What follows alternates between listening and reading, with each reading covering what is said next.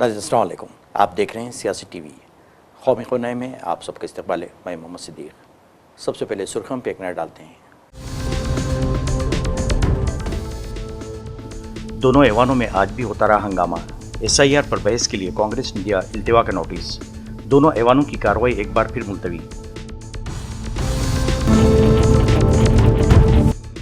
Parliament के बाहर India block का जबरदस्त एहतजाज। मोदी पर बहस से भागने का लगाया इल्जाम। कहा जानबूझकर मुलतवी की जा रही है ऐवान की कार्रवाई।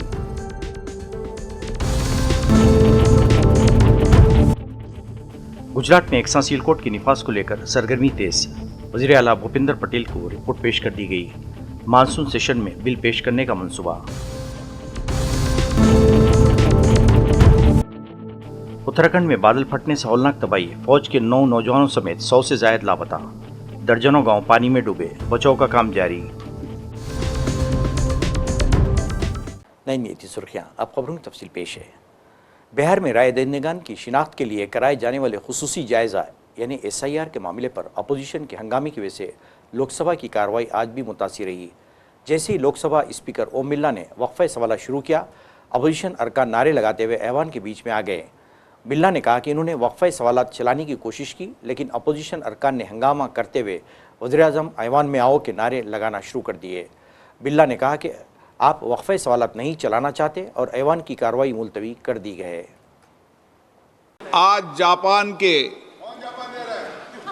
हिरोशिमा और नागासाकी पर परमाणु बम गिराए जाने से हुई त्रासदी के 80 वर्ष पूर्ण हो गए हैं।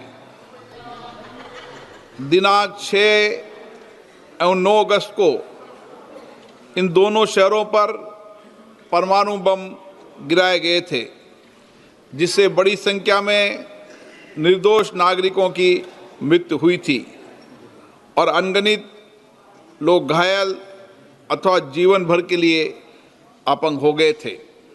इस घटना ने पहली बार विश्व को परमाणु बम के विनाशकारी दुष्प्रभावों से अवगत कराया था।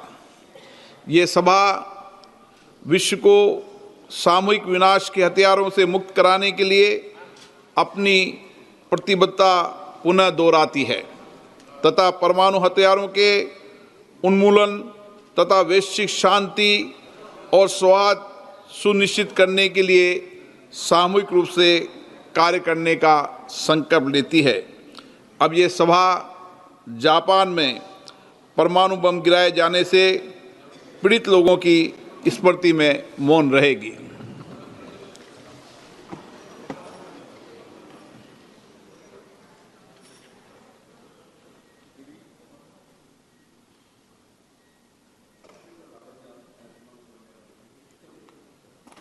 ओम शांति। सर, आज क्वेश्चन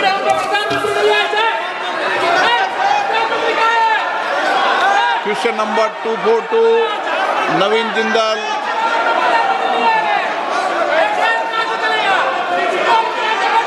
क्वेश्चन नंबर 242 नवीन जिंदाल। माननीय मंत्री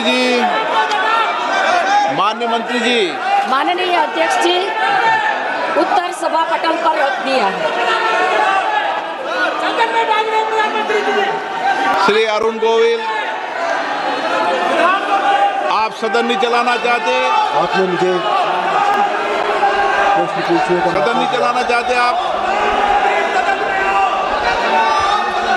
मेरा प्रश्न यह है, प्रधानमंत्री गरीब कल्याण योजना के तहत PDF की डिजिटल पहल और PDF को सुचारू रूप से चलाने के लिए क्या कदम उठाए गए हैं?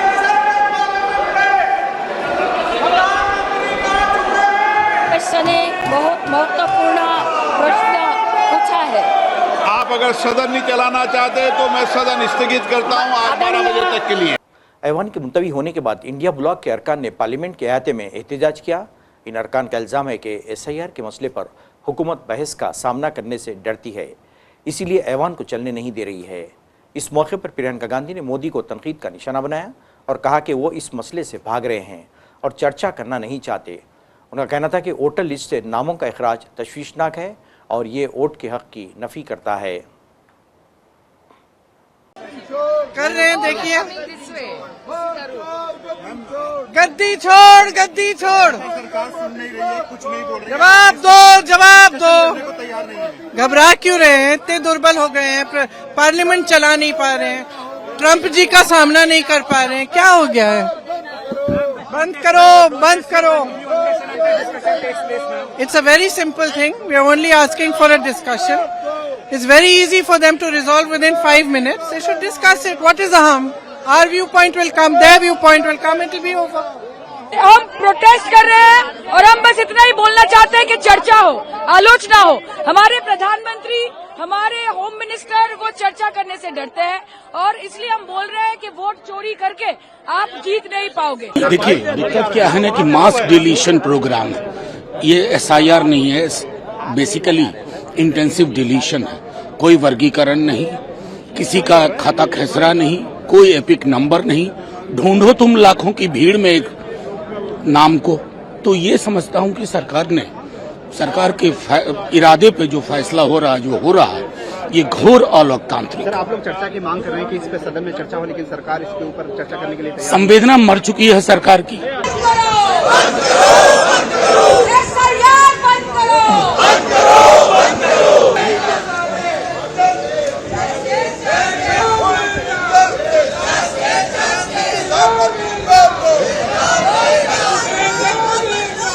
वज़ीर-ए-आज़म मोदी ने सेंट्रल विस्टा प्रोजेक्ट के तहत मरकजी सेक्रेटेरिएट की इमारतों में से एक कर्तव्य भवन 3 का इफ्तिताह किया। इस मौके पर मरकजी हाउसिंग और शहरी तरक्की के वजीर मनोहर लाल भी उनके साथ थे। इस दौरान मिस्टर मोदी ने कर्तव्य भवन का दौरा किया और यहाँ बनी तमाम सहूलियात का भी मुआयना किया। ये इमारत वज़ीर-ए-आज़म के जदीद, मौसर और शहरी मरकूज़ गवर्नेंस के विजन के लिए हुकूमत के अज़म में से एक अहम कामयाबी है। कर्तव्य भवन 3 सेंट्रल विस्टा प्रोजेक्ट का एक हिस्सा है।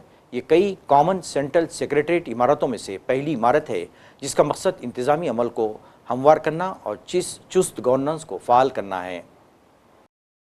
कांग्रेस के साबिक़ सदर और लोकसभा में अपोजिशन लीडर राहुल गांधी ने कहा कि वज़ीर-ए-आज़म मोदी के पसंदीदा सनअतकार अडानी की अमेरिका में तफ्तीश हो रही है, इसलिए मोदी अमेरिकी सदर डोनाल्ड ट्रंप की धमकियों का जवाब देने से कासिर हैं। इन्होंने कहा कि मिस्टर ट्रंप की बार बार धमकियों पर मोदी की खामोशी भी अमेरिका, अडानी और रूस के दरमियान माली ताल्लुकात को जाहिर करती है। इन्होंने कहा कि यही वजह है कि मोदी अमेरिकी सदर ट्रंप का मुकाबला नहीं कर पा रहे हैं। राहुल गांधी ने सोशल मीडिया प्लेटफॉर्म एक्स पर एक पोस्ट में कहा, हिंदुस्तान बराए करम समझिए, सर ट्रंप की बार बार धमकियों के बावजूद वज़ीर-ए-आज़म मोदी उनके सामने खड़े नहीं हो पा रहे हैं। इसकी वजह अडानी के खिलाफ जारी अमेरिकी तहक़ीक़ात हैं। रिजर्व बैंक ऑफ इंडिया ने चारशंबे को रेपो रेट और दीगर पॉलिसी शरहों में तौक़ु के मुताबिक कोई तब्दीली नहीं की। RBI के गवर्नर संजय मल्होत्रा ने सेंट्रल बैंक की मॉनेटरी पॉलिसी कमेटी की 3 रोज़ा मीटिंग के बाद आज कहा कि अच्छे मानसून और आगे त्यौहार के सीज़न के साथ पॉलिसी साजी की सतह पर हिमायत की वजह से मुस्तक़बिल करीब में हिंदुस्तानी मईशत के लिए अच्छे इशारे हैं। तरक्की को फ़रोग़ देने के लिए कमेटी ने रेपो रेट को 5.5% पर बरकरार रखने का फ़ैसला किया है। इसके अलावा MPC ने पॉलिसी शरहों के हवाले से अपना मौक़िफ़ गैर जानिबदार रखा है। इन हालात के मुताबिक इसमें कमी या इजाफा किया जा सकता है। This favorable setting, together with supportive policies of the government and the Reserve Bank, augurs well for the Indian economy in the near term, as geopolitical uncertainties have somewhat abated, even though global trade challenges continue to linger. Over the medium term also, the Indian economy holds bright prospects in the changing world order, drawing on its inherent strength, robust fundamentals, and comfortable buffers. Opportunities are there for the taking, and we are all making efforts to create enabling conditions through a multi-pronged yet cohesive approach to policy making. Globally, policymakers are faced with muted growth and slowing pace of inflation, with some advanced economies even witnessing an uptick in inflation. As the dust settles and a new equilibrium emerges in the new global order, policymakers will have a tough task navigating a world characterized by modest growth, sticky inflation, and elevated public debt levels. At the Reserve Bank, leveraging on the room provided by a significant moderation in inflation, we have taken decisive and forward-looking measures to support growth. The coordinated use of various tools available to us has helped accelerate monetary policy transmission in the current easing cycle. The Monetary Policy Committee, MPC, met on the 4th, 5th and 6th of August to deliberate and decide on the policy repo rate. After a detailed assessment of the evolving macroeconomic and financial developments and the outlook, the MPC voted unanimously to keep the policy repo rate under the Liquidity Adjustment Facility, LAF, unchanged at 5.5%. Uttarakhand के बाद अब Gujarat AXA civil code नाफिज करने वाली पुल की दूसरी रियासत बन सकती है। इस सिलसिले में यूसीसी कमेटी के चेयरपर्सन सुबकदोश जज रंजना देसाई और दीगर अराकीन ने वज़ीर आला भूपेंद्र पटेल से मुलाकात करके रिपोर्ट पेश कर दी है। अगले महीने असम्बली के मानसून इजलास में यूसीसी का बिल पेश किए जाने का इम्कान जाहिर किया जा रहा है। सुबकदोश जज रंजना देसाई ने बताया कि रियासत के 24 ज़िलों में मुख्तलिफ तंजीमों और तबकों के लिए लोगों से इस पर बातचीत की गई है। उनसे मिले 1,15,000 मशवरों को इस रिपोर्ट में शामिल किया गया है। हुकूमत के तर्जुमान और काबीनी वजीर ऋषिकेश पटेल ने बताया कि यूसीसी कमेटी की रिपोर्ट मिली है, हुकूमत इसका संजीदगी से मुतालिया करेगी। गुजरात में यूसीसी के निफाज को लेकर चल रही सरगर्मियों पर अपोजिशन पार्टी कांग्रेस का अभी कोई रद्दमल सामने नहीं आया है। इस मामले पर ऐवान में उनकी क्या हिकमत अमली होगी, इस पर किसी बड़े रहनुमा ने कोई बयान नहीं दिया है। उत्तराखंड के धराली में बादल फटने से तबाही हुई है और ऐसी तबाही कि खेर गंगा नाम का पूरा गांव सैलाब में बह गया। पूरा गांव कुछ ही देर में मलबे में तब्दील हो गया। 20 से 25 होटल और होम स्टे तबाह हो गए। खेर गंगा गंगोत्री धाम का एक अहम पड़ाव है और ये इलाका मुखिया के बहुत करीब है। धराली में 58 सेकंड्स की कुदरत आफत से पैदा होने वाला मंजर न सिर्फ खौफनाक है बल्कि ये भी बताता है कि जब कुदरत तबाही लाती है तो सीमेंट और ईंटों से बनी इमारतें भी तिनकों की तरह बह जाती हैं और मलबे में मिल जाती हैं। सैलाब को देखकर लोग भागते हुए नजर आए, लेकिन सैलाब की रफ्तार लोगों की रफ्तार से कहीं ज़्यादा थी।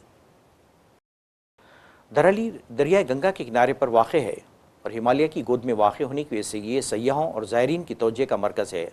धराली गंगोत्री धाम से 10 किलोमीटर दूर है, जो उत्तराखंड के उत्तरकाशी ज़िले में आता है। इसके अलावा ये इलाका हरशिल में वाक़ इंडियन आर्मी कैंप से तकरीबन 4 किलोमीटर दूर है। दोपहर के करीब 1:45 का वक्त था कि अचानक बादल फटने की आवाज़ आई और इसके बाद लोगों ने तबाही का सैलाब आता देखा। फौज जान पर खेलकर बचाव का काम कर रही है, जबकि दूरदराज इलाकों में फंसे लोगों को रेस्क्यू करने के लिए इक़दाम किए जा रहे हैं। फौज का कहना है कि ख़राब मौसम रेस्क्यू में रुकावट बन रहा है। उत्तराखंड के उत्तरकाशी ज़िले में मंगल की दोपहर बादल फटने के बाद ज़बरदस्त तबाही हुई है। फौजी कैंप, हेलीपैड और आसपास के देहात इस कुदरती आफत की जद में आ गए। सरकारी ज़राए के मुताबिक अब तक 4 हलाकतों की तस्दीक हो चुकी है, जबकि 50 से ज़ायद अफराद लापता हैं। फ़ौज, NDRF और ITBP की टीमें रेस्क्यू में मसरूफ़ हैं, मगर ख़राब मौसम और ज़मीन खिसकने के वाक़यात ने इमदादी कामों में दुश्वारी पैदा कर दी है। रियासत के 9 अजला में रेड अलर्ट और दीगर में ऑरेंज अलर्ट जारी किया गया है। मुसलसिल बारिश के बाद भारी मशीनरी ताहाल जाए वक़ू तक पहुँच नहीं पाई है। बादल फटने की अभी सूचना आई है और बहुत तेज गति से मलबा आया है पानी के साथ। हमारा प्रयास है कि इस समय में सभी को जल्दी से जल्दी राहत के काम किए जाएं, बचाव के कार्य किए जाएं। जिला प्रशासन के लोग वहां पहुंच रहे हैं, साथ में हमारी सेना के लोग, NDRF, SDRF, आपदा प्रबंधन विभाग लगातार कोशिश कर रहा है कि हमारी सर्वोच्च प्राथमिकता है कि सभी को इस समय राहत की जाए, सभी को बचाया जाए। अभी तक क्या लग रहा है कोई टीम पहुंच पाई है हमारी NDRF में? देखिए, ये जो घटना हुई है तकरीबन 2 बजे हर्शिल गांव में, इसके बाद तुरंत जब सूचना मिली तो NDRF की 3 टीमों को मनेरा, बटकोट और बरकोट और देहरादून से रवाना किया गया है और वो रास्ते में हैं, जल्दी पहुंचने वाली हैं। और कितने मेंबर्स हैं पूरी टीम में जो वहां पे रेस्क्यू ऑपरेशन करेंगे? क्योंकि HM ने भी ट्वीट कर दिया है कि NDRF को बोला जा चुका है पहुंचने के लिए। जी बिल्कुल, हमारी जो एक टीम है उसमें 35 मेंबर्स होते हैं और पूरी तरह से वो सभी सामान के सामग्री के साथ लैस हैं और ये जो ऑपरेशन होगा बेसिकली ये जब क्लाउड बर्स्ट हुआ है उसके बाद जो फ्लैश फ्लड हुआ है उसमें मलबे में दबे होने के लोगों की संभावना होगी, तो उस नज़रिए से टीमों की तैनाती की गई है और सारी सामग्री के साथ वे रवाना किए गए हैं। क्या उम्मीद लग रही, कितने लोग हो सकते हैं, क्योंकि बहुत सारे रिहायशी इलाके थे उसमें जो इसमें फ्लैश फ्लड में आफ्टर क्लाउड बर्स्ट के बाद इंसिडेंट हुआ था? देखिए, इसकी सूचना अभी हमें एसडीएमए के हवाले से स्थानीय प्रशासन से अभी मिली नहीं है, पूरी सूचना अभी जानकारी मुहैया नहीं हुई है। जो इनिशियल रिपोर्ट्स है उसके मुताबिक तकरीबन 40 से 50 घर जो है वो बाधित हुए हैं, बह गए हैं उसमें, और 50 से ज्यादा लोगों ये मिसिंग बताए जा रहे हैं, कुछ डेड बताए जा रहे हैं। तो अभी पूरा जो ये अभी आकलन किया जा रहा है और अभी इंफॉर्मेशन अवेटेड है। वायनाड में भी इस तरह का इंसिडेंट हुआ, क्लाउड बर्स्ट का इंसिडेंट हुआ, तो बहुत बड़ा दुर्घटना था। आपको लग रहा है कि उस तरह का मैच, क्योंकि बहुत देख के जिस तरह से वीडियोज आ रहे हैं काफी दुखदायी है? जी बिल्कुल, अगर आप देखें तो वायनाड है या चमोली का जो इंसिडेंट हुआ था 2021 में, एकदम एक तरह से एक रिप्ले लिख रहा है ये इंसिडेंट। तो ये बड़े स्तर पर ये एक राहत बचाव का कार्य अभी यहाँ पर होना है। इस तरह की जब इंसिडेंट्स होते हैं तो किस तरह का खतरा होता है, क्योंकि आप लोगों के लिए खासतौर पे वहां पर जाके प्रेजेंट सिचुएशन में लोगों को बचाना होता है और खुद की भी सुरक्षा का ध्यान रखना पड़ता है? जी बिल्कुल, क्योंकि मलबा काफी है वहां पर, तो वहां पर एक तो खोजना, लोगों को मलबे के नीचे जो दबे हुए बॉडीज होंगी उनको निकालना एक अपने आप में चैलेंज होता है। और इसके अलावा जो चूंकि बारिश हो रही है, सेकेंडरी एक फ्लैश फ्लड के भी खतरा रहता है, उससे भी जो हमारे रेस्क्यूअर्स हैं उनको सचेत रहना पड़ेगा। मुकामी इंतजामिया का कहना है कि मलबे में दबे अफराद की शिनाख्त के लिए कोई जदीद सिस्टम मौजूद नहीं है, जिससे रेस्क्यू में मजीद ताखिर हो रही है। रियासती हुकूमत ने हंगामी इजलास तलब कर लिया है और फौजी इमदाद बढ़ाने के लिए मजीद दस्ते रवाना किए जा रहे हैं। मुतासर इलाकों में हालात अब भी इंतहाई नाजुक हैं। वज़ीर-ए-आज़म ने भी उत्तराखंड की सूरत-ए-हाल का जायज़ा लेने के लिए वज़ीर आला से बात की है। राहुल गांधी ने भी अपने दुख का इजहार किया है। उधर एनडीआरएफ के डीआईजी ने 4 हलाकतों की तस्दीक की है और कहा है कि 100 से ज़ायद लापता हैं। जी, हमारी अभी 3 टीमें रास्ते में हैं जो काफ़ी नज़दीक हैं। जैसे ही रास्ता खुलेगा उसके बाद वो पहुंच पाएंगी वहां पर, और हमारी 60 लोग 2 टीमें वहां पर एयरपोर्ट पर ही मौजूद हैं। सर, स्टैंड बाई में कुछ टीम को रखा गया है? जी बिल्कुल, स्टैंड बाई में हमारी टीम पंतनगर में, गौचर में और जोशीमठ में भी मौजूद हैं। जैसे ही अगर मौसम खुलेगा और सिचुएशन ऐसी रहेगी, ज़रूरत पड़ेगी एडिशनल टीम्स की, तो उनको भेजा जाएगा। देखिए, कल जो दोपहर 2 बजे धराली में एक फ्लैश फ्लड की घटना हुई है, इसमें अभी तक की जो हमारे पास सूचना है उसमें 4 लोग मृत बताए जा रहे हैं और 50 से ज़्यादा लोग लापता हैं। इसके अलावा 2 और जगहों पर ये फ्लैश फ्लड की घटना हुई है, जहां पर हर्षिल में और सुकी टॉप में, इन 2 जगहों पर भी फ्लैश फ्लड हुआ है। हर्षिल में आर्मी के करीब 11 जवान मिसिंग बताए जा रहे हैं, हालांकि सुकी टॉप में कोई लोग हताहत नहीं हुए हैं। इसको लेकर के जो एनडीआरएफ की टीम है, 3 टीमों को उत्तरकाशी से रवाना किया गया है। जो हाईवे है ऋषिकेश उत्तरकाशी, वो बाधित है। कई जगहों पर लैंडस्लाइड हुआ है, जिसके वजह से मूवमेंट जो है वो बहुत स्लो हो रहा है। वहाँ पर रिपेयर का काम चल रहा है और उस वजह से टीमों को पहुँचने में थोड़ी देरी हो रही है। इसके अलावा हमारे जो टीमें हैं वो देहरादून में भी एयरलिफ्ट के लिए तैयार हैं। अभी इनफैक्ट अभी थोड़ी देर पहले उन्हें एयरलिफ्ट की कोशिश भी की गई, मगर ख़राब मौसम के कारण टीम को वापस लाया गया और अभी ये प्रक्रिया जारी है। तो मुझे उम्मीद है कि जैसे ही मौसम खुलेगा तो ये कार्रवाई आगे जारी रहेगी।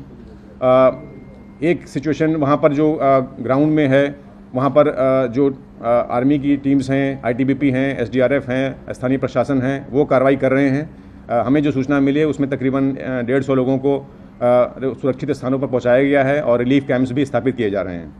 एक लेक फॉर्मेशन हुआ है, चूँकि ये मक और जो फ्लैश फ्लड आया है उसकी वजह से एक लेक फॉर्मेशन हो गया था वहाँ पर, उसमें कुछ पानी भराया था, मगर फिलहाल बताया जा रहा है कि वो अभी सुरक्षित है, उसमें पानी का निकास हो रहा है, इसलिए कोई चिंता की बात नहीं है। एनडीआरएफ की टीम अभी लगातार समन्वय बनाए रखी है और जैसे ही हम वहाँ पहुँचेंगे, ये आकलन क्या करके पूरी जो सिचुएशन है उसको देखते हुए एक समन्वय के साथ कार्रवाई की जाएगी। मारूफ सनतकार अनिल अंबानी से इन्फोर्समेंट डायरेक्टरेट ने मंगल के रोज़ नई दिल्ली में वाक़े अपने हेडक्वार्टर में मनी लॉन्ड्रिंग केस के सिलसिले में तकरीबन 10 घंटे तक पूछगछ की। ये पूछताछ बैंक खर्च के मुबैना गलत इस्तेमाल और फर्जी कंपनियों में रकम की मुंतकिली के इल्ज़ामात के तहत की गई हैं। वो ईडी दफ्तर पहुंचे और रात तकरीबन 9 बजे वहां से बाहर निकले। उनसे पूछगछ के दौरान कोई वकील मौजूद नहीं था और उनका बयान वीडियो रिकॉर्ड किया गया, जो कि मनी लॉन्ड्रिंग एक्ट के तहत अदालत में काबिल कबूल सबूत माना जाता है। ईडी के अफसरान ने इनसे पूछताछ की कि आया खर्च की रकम फर्जी कंपनियों में मुंतकिल हुई है, क्या किसी सियासी जमात को फ़ंड दिया गया है और या किसी अफसर को रिश्वत दी गई है। ज़राए का कहना है कि अनिल अंबानी ने तमाम इल्ज़ामात से इनकार करते हुए कहा कि उनकी कंपनियों से हमेशा मालियाती रेगुलेटर्स को वक्त पर मुकम्मल मालूमात फराहम की गई हैं। नाज़रीन, आखिर में सुर्खियों पे एक और नज़र। दोनों ऐवानों में आज भी होता रहा हंगामा। SIR पर बहस के लिए कांग्रेस ने दिया इल्तिवा का नोटिस। दोनों ऐवानों की कार्रवाई एक बार फिर मुलतवी।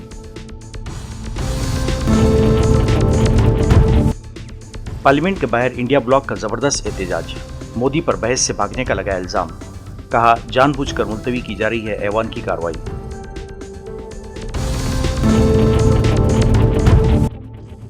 गुजरात में एकसा सियालकोट की निफास को लेकर सरगर्मी तेज। वज़ीर आला भूपेंद्र पटेल को रिपोर्ट पेश कर दी गई। मानसून सेशन में बिल पेश करने का मंसूबा। उत्तराखंड में बादल फटने से हौलनाक तबाही। फौज के 9 नौजवानों समेत 100 से ज्यादा लापता। दर्जनों गांव पानी में डूबे। बचाव का काम जारी। नाज़रीन, इसके साथ ही कौमी खबरनामा खत्म होता है। मुझे और सारी सियासत की टीम को इजाज़त दें। अल्लाह हाफिज़।